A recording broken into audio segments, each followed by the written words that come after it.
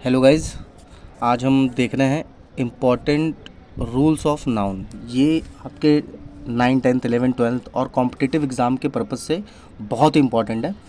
ये सेंटेक्स का आपका पहला टॉपिक है, नाउन के रूल्स का। तो यहाँ से कुछ वर्ड्स हैं, उनके कुछ मीनिंग्स दिए हुए हैं, आप ध्यान से देखिए। जैसे यहाँ आल्म्स दिया हुआ है, उसका मतलब दान होता है। तो मैं मीनिंग बताऊँगा नहीं, आप देखते रहिएगा। अमेंड्स हो गया, एनल्स हो गया, आपका आर्चीव्स हो गया, एसेस हो गया, एरियर्स हो गया, एथलेटिक्स हो गया, एस्पीसीस हो गया, स्पाइसीज हो गई, belongings, regards, riches, tactics, wages, scissors, trousers, pants, मतलब जितने भी शब्द हैं ध्यान से आप देखिए। Bellows, gallows, fungus, eye glasses, goggles, spectacles, remains, savings, thanks, customs, congratulations, tracks, earnings, entrails, lodgings या लॉजिंग्स कह लो, लीज कह लो, ऑड्स कह लो, पार्टिकुलर्स, प्रोसीड्स, सराउंडिंग्स, ट्रूफ्स या टंग्स। ये जितने भी वर्ड हैं, ये ऑलवेज बी इन प्लूरल। ये आपको ध्यान देना है कि जितने भी वर्ड्स हैं ये प्लूरल होते हैं। अगर ये नाउन है, जितने भी नाउन ये दिख रहे हैं आपको, ये प्लूरल हैं। तो जब भी आप वर्ब का यूज़ करेंगे तो वो भी कैसा यूज़ करेंगे? प्लूरल यूज़ करेंगे। क्योंकि एग्ज़ाम वगैरह में क्या होता है, इन सब के लास्ट में से एस को हटा के वर्ब को सिंगुलर बना देते हैं, तो दो मिस्टेक आपको देखने को मिल जाती है। तो आपको वहाँ पे ध्यान देना है कि इनमें से एस कभी नहीं हटता लास्ट में से, क्योंकि फिर उस स्पेलिंग का कोई मतलब ही नहीं रह जाता।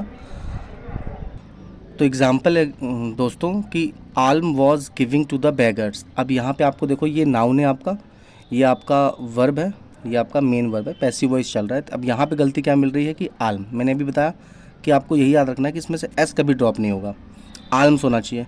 अब यहाँ मैंने बताया कि प्लूरल नाउन होगा तो वर्ब भी कैसा होगा? प्लूरल होगा। तो यहाँ वास की जगह क्या हो जाएगा? वर हो जाएगा। तो आपको ये ध्यान देना, बाकी चीज़ें तो ठीक ही हैं। तो दूसरा एग्जाम्पल है आपके सामने कि वेयर इज़ माई सीज़र। अब फिर वही चीज़ आपको मिल गई। इज़ किसके लिए आ रहा है? सीज़र के लिए आ रहा है। तो सीज़र की स्पेलिंग में हमेशा क्या लगाना चाहिए? एस लगाना चाहिए। सीज़र्स। जैसे ही आपका प्लूरल बनेगा तो इसकी जगह पर आपको क्या करना पड़ेगा? आर, तब ये सेंटेंस आपका होगा सही। तो हमारा जो सेकेंड रूल है, मैं एग्जाम्पल थोड़ा सा कम दे रहा हूँ क्योंकि टाइम थोड़ा सा कम है। आप ये वर्ड्स को याद रखिए, फिर मैं एक्सरसाइज जरूर करवाऊँगा। अब जैसे आपका पॉलिटिक्स हो गया, न्यूज़ हो गया, इनिंग्स हो गया, समन्स हो गया, physics, economics, ethics, mechanics, mathematics, mumps, billiards या ड्राफ्ट्स, ये जितने भी वर्ड्स हैं ये कैसे होंगे आपके? ऑलवेज, सॉरी मेरा पेन काम नहीं कर रहा है,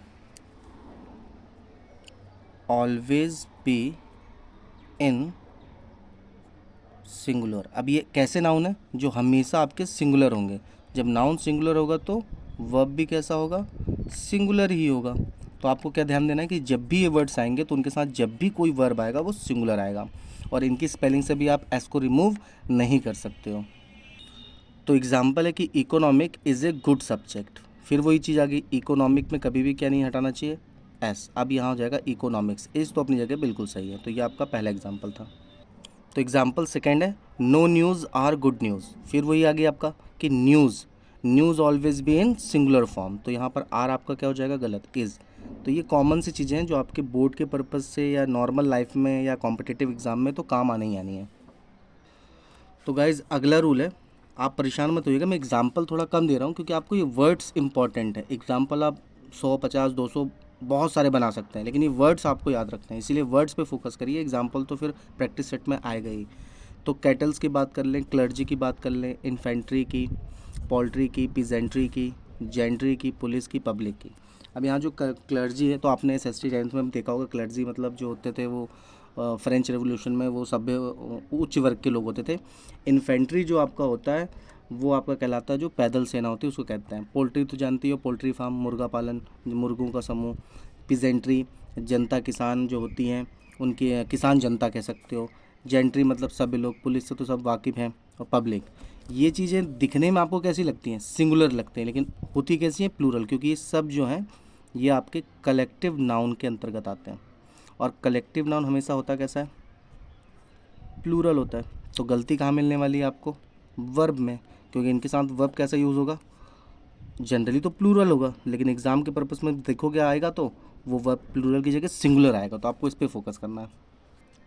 यहाँ कैटल्स की जगह कैटल होगा, क्योंकि cattles is a wrong word. तो पहला आपका यहीं पे एग्जांपल आ गया कि cattles are grazing in the field. तो कैटल्स में क्या नहीं होना चाहिए, इज़ नहीं होना चाहिए, मतलब इज़ एस नहीं होना चाहिए। और गलती यहाँ पर आएगी, वहाँ पर इज करके आएगा तो गलत होगा, आर सही होगा। वैसे यहाँ देखिए जेंट्री आया, जेंट्री के साथ वर्ब कैसा होना चाहिए, प्लूरल, तो प्लूरल है। एग्जाम में क्या हो जाएगा, यहाँ पर इज़ दे देगा, तो इज़ वाला गलत होगा, आर वाला आपका सही होगा। बस आपको ये फोकस करना है।